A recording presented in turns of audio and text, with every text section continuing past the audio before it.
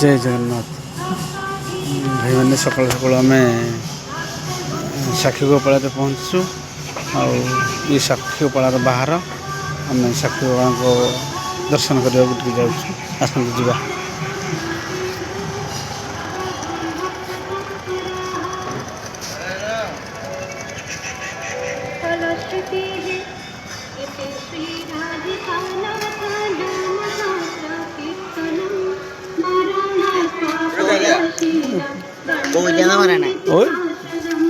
वैष्णवानां प्रियकरं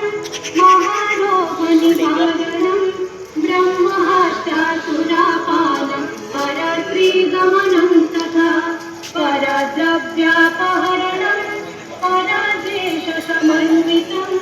मानसंभाषितं कालं यत्पदं तपसंभवं